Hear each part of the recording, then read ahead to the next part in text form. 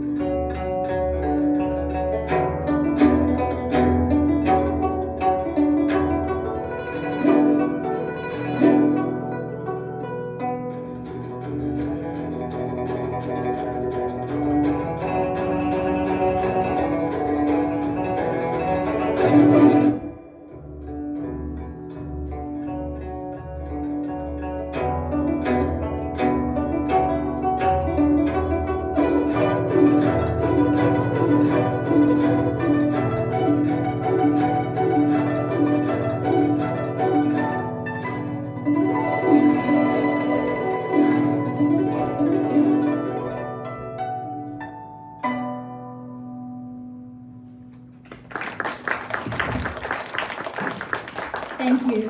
That was Battling the Typhoon. As you can see, all of this, evolution that changes the history. My younger self was vaguely aware of it, but I didn't really appreciate it. Not until a conversation urged me to shed my ignorance, I'd say. It began with a classmate's innocent question, "Do you play an instrument?" I said, "Yeah, I play the guzheng, the Chinese harp." A few months ago, I had demonstrated guzheng in class, and she came up to me to express how amazed she was. Even so, I've been simplifying things, translating guzheng as harp, when really it should be zither in strict musicology terms, the difference being harp has vertical strings and zither has horizontal strings.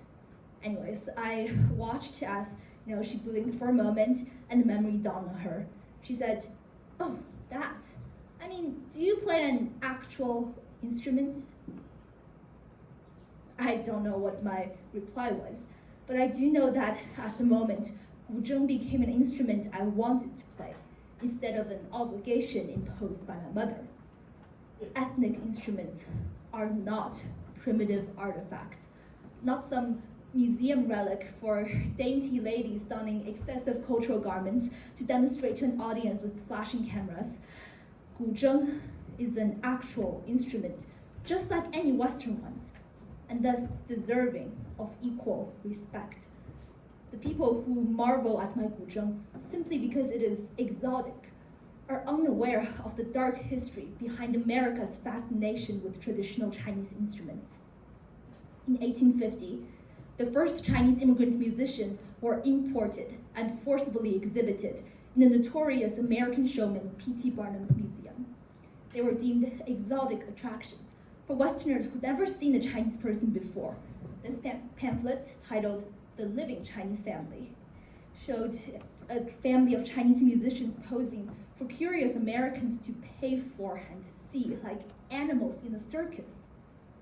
Over a century later, in 1986, a New York Times article reported that it defined ethnomusicology as the study of any music unfortunate enough to be non-Western.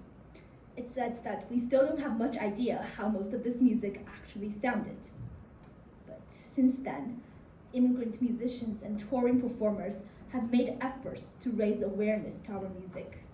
In 1999, my mentor, Shifeng Fu, held the Love of Guzheng concert in San Francisco. Governor Gray Davis called it the most beautiful music ever brought to California, and set September 23rd as California's Shifeng Fu Day.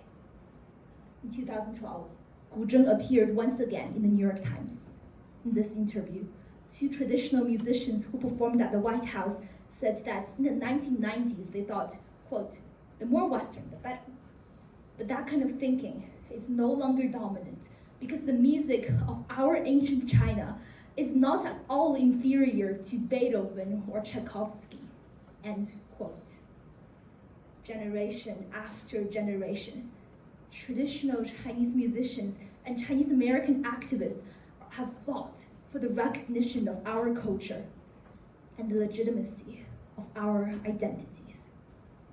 In 2012, 11-year-old me carried a miniature guzheng on my back when I stepped into the San Francisco airport to face the inspecting eyes of an immigration officer. Back then, I didn't know the legacy of Chinese American musicians, nor did I understand the stories I carried. My maternal grandaunt died of starvation during the Communist Revolution. My grandfather hid her body in his house for 3 days because hiding it was the only way he could get an extra ration of food to survive. He swallowed this stale cornbread with no flavor other than the bitterness of his tears, and he kept working. My grandparents cannot read or write, but they sent my parents to college. My parents then worked their way to the capital city, Beijing, and eventually brought me here, a community of privilege where I can pursue what I'm passionate about. This is what my mother truly meant when she said, "In the Yangtze River, wave pushes wave, thus each must rise higher than the ones before." As a child, I hated practicing music, but after coming to America, I welcomed the weight of guzheng, of ethnic instruments, and of our stories. I've guest lectured on traditional Chinese music at San Jose State University, performed at the Carnegie Hall, and spoken about my music on the National Speech and Debate stage.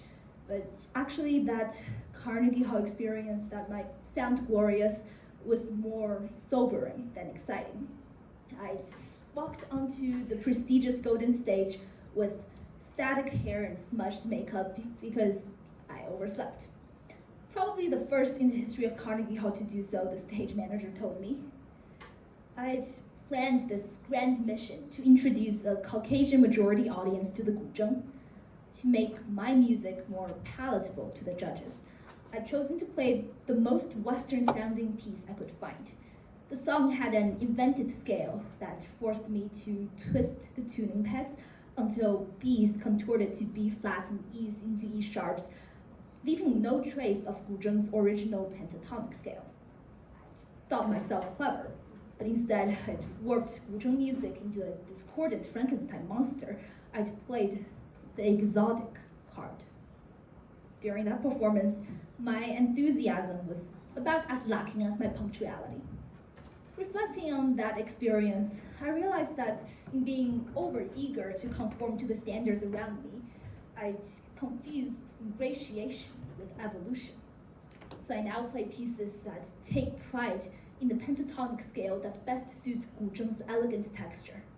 I do my best to stay true to the raw and powerful experiences of my precursors and ancestors.